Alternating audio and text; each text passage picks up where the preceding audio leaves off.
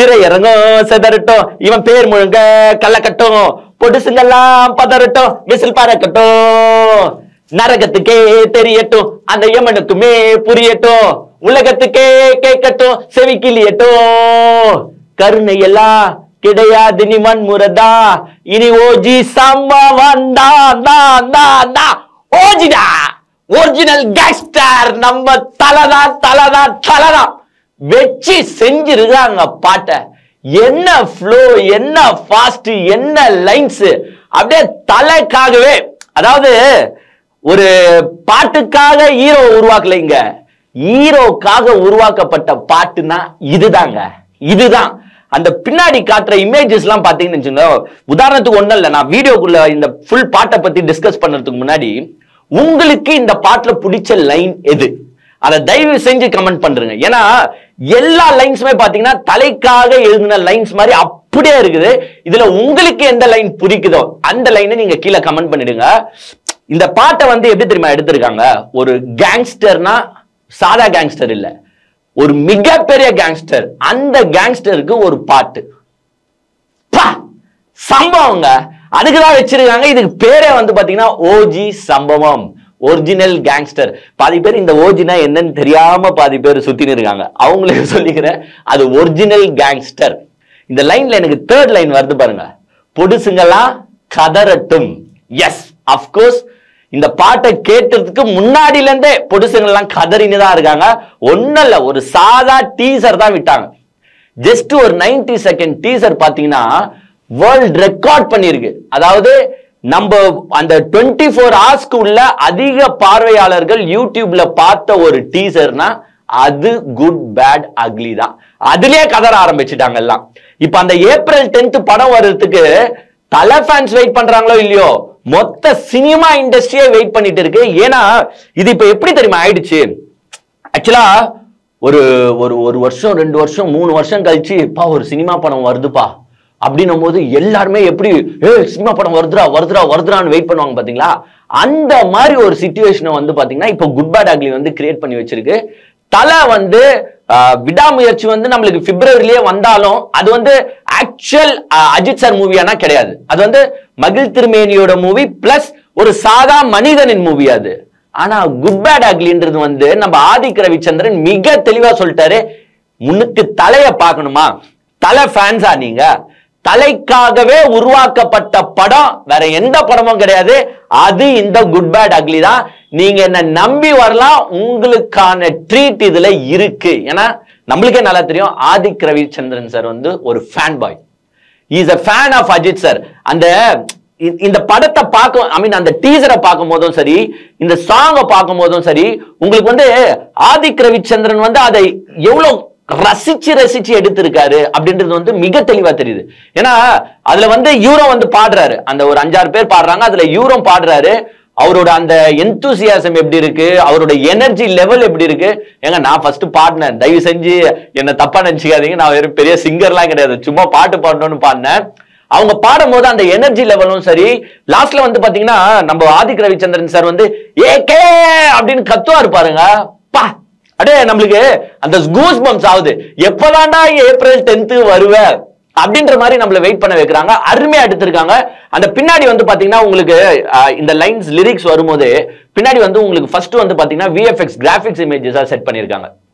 ஏன்னா கொஞ்சம் ரத்தம் செதற மாதிரி காட்சிகள்லாம் இருக்கிறதுனால அதை வந்து கொஞ்சம் மறைச்சு காட்டுன்றதுக்காக ஃபுல்லா கிராபிக்ஸ் இமேஜஸா வச்சு செட் பண்ணிருக்காங்க. அதுல வந்து பாத்தீங்கன்னா உங்களுக்கு ஒரு சீன்ல வந்து பாத்தீங்கன்னா அஜித் சாரோட காம்போஸா காட்டுறாங்க. நடுவுல வந்து நம்ம good bad ugly Ajith sir இருக்காங்க.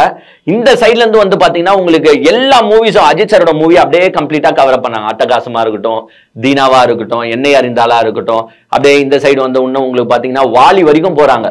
என்னை அறிந்தால், பில்லா, வேதாளம், வாலி வரைக்கும் போறாங்க. அப்படியே கவர் அப் பண்ணி ஒரு இமேஜஸ் செட் பண்ணிருக்காங்க.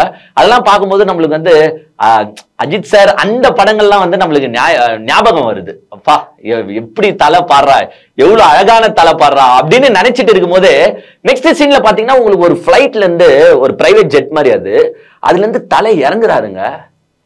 எங்க அழகாங்க அது.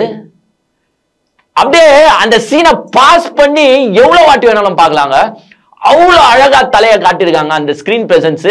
நான் அடிச்சு கூட சொல்லுவேன், ஹாலிவுட் ஹீரோஸே அப்படி ஒரு பிரைவேட் ஜெட்ல இருந்து இறங்கி நடந்து வந்தாலும் 100% அடிச்சு சொல்றேன், தலை அழகுக்கு கிட்ட கூட வர முடியாதுங்க. அவ்வளவு அழகு, அவ்வளவு சாமிங், அவ்வளவு சூப்பரான ஸ்கிரீன் பிரசன்ஸ். அந்த பிரைவேட் ஜெட்ல அப்படியே இறங்கி அவர் நடந்து வரும்போது கூட பிரசனா டிராவல் பண்றாரு. பிரசனா வந்து இதுக்கு முன்னாடி டீசர்லயும் சரி எதுலயுமே சரி பிரசனாவோட அப்பியரன்ஸ் அவ்வளவும் காட்டல நமக்கு. ஆனா இதுல வந்து அஜித் சாரோட one of the good friend லிஸ்ட்ல இருப்பாரு போல பிரசனா. இப்போ நம்மளுக்கு நார்மலாவே வந்து பாத்தீங்கன்னா அஜித் சாருக்கு வந்து ஒரு ஃப்ரெண்ட்ஸை கூட டிராவல் பண்ண வைப்பாங்க. உதாரணத்துக்கு பில்லா 1லயும் சரி பில்லா 2லயும் சரி கூட ஒரு ஃப்ரெண்ட் எப்பவுமே இருப்பாரு பாருங்க. அவரு வந்து எப்பவுமே அஜித் சாருக்கு நல்லவனா தான் துணையா இருப்பாரு. ஆனா இந்த குட் பேட் அக்லில கூட இருக்கிற பிரசனா எப்படி இருப்பாருன்னு நம்மளுக்கு தெரியாது. ஒண்ணு நல்லவனா காட்டுவாங்க, இதே விவேகம் படத்துல பாத்தீங்கன்னா கூட இருக்கிற ஃப்ரெண்ட்ஸை நம்பிக்கை துரோகம் பண்ற மாதிரி காட்டிருப்பாங்க. சோ இந்த கதையில பிரசனா அஜித் சாருக்கு வந்து நல்லவனா இருக்கிறாரா இல்ல துரோகியா இருக்கிறாரா அப்படின்றத வந்து நம்ம பொறுத்து தான் பார்க்கணும். அந்த பிரசனா சாரோட காம்போ வரும்போது சூப்பரா இருக்கு. இந்த சாங் வந்து கம்ப்ளீட்டா வெறியும் ஓஜி சம்பவம், வெறியும் அஜித் சாருக்கான சம்பவம், வெறியும் ஃபேனுக்கான சம்பவம். அந்த லிரிக்ஸ் எல்லாம் பாத்தீங்கன்னா சூப்பரா இருக்கு. உதாரணத்துக்கு ஒரு லைன் வருது, நீங்க வந்து முறைச்சவெல்லாம் சவப்பெட்டியை ரெடி பண்ணி வச்சுக்கிறா, இனி எல்லாமே அப்பளம் தான்டா அப்படின்றது. அப்புறமா பாத்தீங்கன்னா துப்பாக்கி பீரங்கி எது வந்தாலும் என்னடா, இனி ஒத்தாலு சம்பவம்டா. இப்படி வந்து லைன்ஸை போட்டு ஃபில் பண்ணிருக்காங்க, சூப்பரா இருக்கு. உங்களுக்கு வந்து அதுதான் இந்த படம் அடிச்சு சொல்றோம், அஜித் சாருக்கு மட்டும் கிடையாது எல்லா ஃபேன்ஸ்க்கும் ட்ரீட் வைக்க போகுது. ஏன்னா ஏப்ரல் 10 வந்து இப்போ படம் வந்து உங்களுக்கே தெரிஞ்சு போச்சு, சிங்கிள் மேனா வரப்போகுது. ஏன்னா இட்லி கடை வந்து வர மாதிரி தான் இருந்துச்சு, ஆனா வந்து இட்லி கடை வந்து போஸ்ட்பான் பண்ணிட்டாங்க. உங்களுக்கே நல்லா தெரியும், இட்ஸ் பிசினஸ் தானங்க. அந்த பிசினஸ்ல வந்து போட்டி போடலாம், பட் ஸ்கிரீன்ஸ் கிடைக்காம போட்டி போடுறது கஷ்டம்.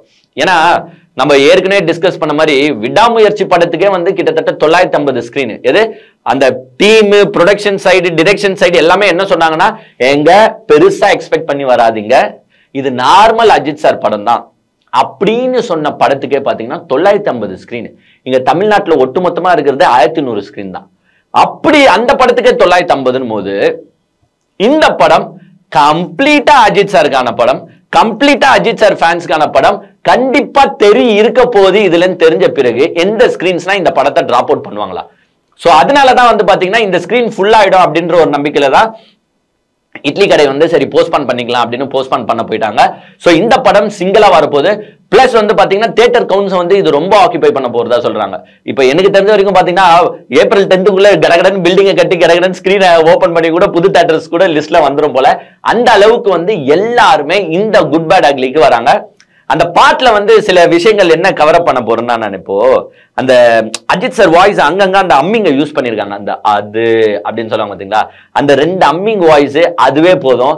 நடுவுல வந்து பாத்தீங்கன்னா அந்த நம்ம மங்காத்தால வர மாதிரி டைலாக் வரும் பாத்தீங்கன்னா, எவ்வளவு காலம் தான் நான் நல்லவனாவே இருக்கிறது. அதுல இந்த கதையில வந்து ஒரு டைலாக் வரும், நம்ம இந்த உலகத்துல எவ்வளவுதான் குட்டா இருந்தாலும் நம்மள இந்த உலகம் பேடா மாத்திடும். அந்த டைலாக் இருக்கு பாருங்க, அந்த டைலாக வந்து கூட இன்சர்ட் பண்ணி அருமையா பண்ணிருக்காங்க. இது வந்து ஒரு ட்ரீட். இப்போ ஒன்னும் இல்லைங்க, இன்னும் எத்தனை நாள் இருக்கு நம்மளுக்கு? இன்னும் ஜஸ்ட் 22 டேஸ் நினைக்கிறேன், அவ்வளவுதான். ஆமா, இங்க ஒரு 12 அங்க ஒரு 10, அவ்வளவுதான். இன்னும் 22 டேஸ்ல நம்மளுக்கு வந்து படம் வரப்போகுது. அந்த படத்துக்கு முன்னாடி இன்னும் சாங்ஸ் எல்லாம் வந்து ரிலீஸ் பண்ணோம். இது ஆக்சுவலா வந்து இது படத்தை ஒட்டி இருக்கிற சாங்னா கண்டிப்பா இது படத்தை ஒட்டி இருக்கிற சாங் கிடையாது. இது சும்மா வந்து உங்களுக்கு பேக்ரவுண்ட் ஸ்கோரிங்காவோ இல்ல அங்கங்க போடுற மாதிரி தான் இந்த பாட்டை வச்சிருப்பாங்க, இல்லைன்னா லாஸ்ட்ல ஒண்ணு போடுற மாதிரி வச்சிருப்பாங்க. இன்னும் படத்தோட இம்பார்ட்டன்ட் சாங்ஸ் ரிலீஸ் ஆக வேண்டியது இருக்கு. உங்களுக்கே தெரியும், த்ரிஷா இருக்கிறதுனால கண்டிப்பா ஒரு ரொமான்டிக்கல் சாங் இருந்துதான் ஆகணும். அந்த ரொமான்டிக்கல் சாங்லாம் ஜிவி பிரகாஷ் குமார் உங்களுக்கே நல்லா தெரியும், அவர் வந்து இந்த அடிப்பிக்கிற சாங் சூப்பரா போடுவாரோ இல்லையோ, இந்த ரொமான்டிக்கல் சாங்ஸ் எல்லாம் செமையாவே நெயில் பண்ணுவாரு. அந்த ரொமான்டிக்கல் சாங்ஸ் இன்னும் ட்ரெய்லர் வரணும். சோ இது ஃபுல்லாவே வந்து பாத்தீங்கன்னா நம்மளுக்கு இந்த மந்த் ஃபுல்லாவே நம்மள வைபாவே வச்சுட்டு இருப்பாங்க. அதுவும் இந்த மைத்ரி மூவி மேக்கர்ஸும் சரி, ஆதிக் ரவிச்சந்திரனும் சரி, நம்மள எப்படி வைபா வச்சுட்டு இருக்குன்றது வந்து தெளிவா புரிஞ்சவங்க. ஏன்னா ஒன்னும் இல்ல, ஒரு டீசருக்கு முன்னாடி ஒன்ன ரிலீஸ் பண்ணி நம்மள அப்படியே வச்சுட்டே இருப்பாங்க, சீட் எட்ஜிலே நில்லுங்கடான்ட்டு. அதே மாதிரிதான் இப்போ இன்னைக்கு வந்து ஓஜி சாங் வந்து வருது, சம்பவம் சாங் வருதுன்னு நம்மளுக்கு தெரியும். பட் நேத்து என்ன பண்ணாங்க, ஒரு ப்ரோமோ போடு. அது எப்படி நம்மள வந்து அந்த வைப்லயே வச்சுக்கிட்டு நம்மளையும் சந்தோஷப்படுத்தணும். ஏன்னா அவங்களுக்கு வந்து தல ஃபேன்ஸ் கொண்டாட்டத்திலே இருக்கணும் அப்படின்னு நினைக்கிறாங்க. அந்த வைப்லயே நம்மள அப்படியே இருடா ரெடியா அப்படின்னு வைக்கிறவங்க தான் வந்து மைத்ரி மூவி மேக்கர்ஸும் ஆதிக் ரவிச்சந்திரனும். நேத்து ப்ரோமோ, இன்னைக்கு சாங். இன்னும் இந்த மாசம் ஃபுல்லா என்னென்ன சம்பவம் நடக்க போகுதுன்னு தெரியல. பாட்டை பார்க்காதவங்க தயவு செஞ்சு போயிடுங்க டி சீரிஸ் தமிழ், அதுல போயிட்டு ஓஜி சம்பவம் டைப் பண்ணீங்கன்னா நம்ம அஜித் சாரோட சாங் வரப்போகுது. ஏன்னா இப்போ வந்து பாத்தீங்கன்னா உங்களுக்கு ட்ரெண்டிங்லயே என்ன தெரியுமா, 24 ஹவருக்குள்ள எவ்வளவு ரீச் போகுது பாட்டு. ஏன்னா டீசரே வந்து பாத்தீங்கன்னா 24 ஹவர்ல கிட்டத்தட்ட 32 போச்சு. அது போனதே வந்து ஒரு ரெக்கார்டு. ஃபர்ஸ்ட் 24 ஹவர்ஸ்ல 32 போகுதுன்னா அது வந்து ஓஜி தான், நம்ம குட் பேட் அக்லி தான் பண்ணிருக்கு. அது மாசிவ் ரெக்கார்டு. இப்போ வந்து இந்த சாங்குக்கும் கணக்கு போடுவாங்க, எவ்வளவுதான் 24 ஹவர்ஸ்ல போகுது பாப்போம் அப்படின்னு வெயிட் பண்ணிட்டு இருப்பாங்க. சில இந்த பொடுசுங்கெல்லாம் தலை சொன்னாரு பாருங்க, அந்த பொடுசுங்கெல்லாம் என்ன தெரியுமா பண்ணோம், எங்க படம் ஓடாதா, எங்க சாங் ஓடாதா, எங்க டீசர் ஓடாதா அப்படின்னு இந்த பொடுசுங்கெல்லாம் வாழாட்டம். அந்த பொடுசுங்களுக்காக தான் டீசர்ல வந்து நம்பர் 1 ஆனோம். நம்ம எல்லாத்துலயுமே டீசர்லயே நம்பர் 1. ஃபர்ஸ்ட் 24 ஹவர்ஸ்ல சதத்தை அடிச்சு பிச்சுக்கிட்டு 32 போனது நம்ம மட்டும்தான். இவங்க எல்லாருமே நம்மளுக்கு பின்னாடி தான். அந்த பொடுசுங்களை கதற வைக்கிற வகையில இந்த சாங்கையும் மிகப்பெரிய ஹிட்டாக நம்ம அஜித் சார் ஃபேன்ஸ் மாத்தணும். கூடவே நம்மளோட தோழர்கள் அஜித் சார் ஃபேன்ஸ் இருக்காங்க, கமல் சார் ஃபேன்ஸ் இருக்காங்க, தனுஷ் சார் ஃபேன்ஸ் கூட இதை ட்ரெண்ட் பண்ண விடுவாங்க. ஏன்னா அஜித் சார் ஒரு நடிகன் கிடையாது, ஒரு நல்ல மனிதன்.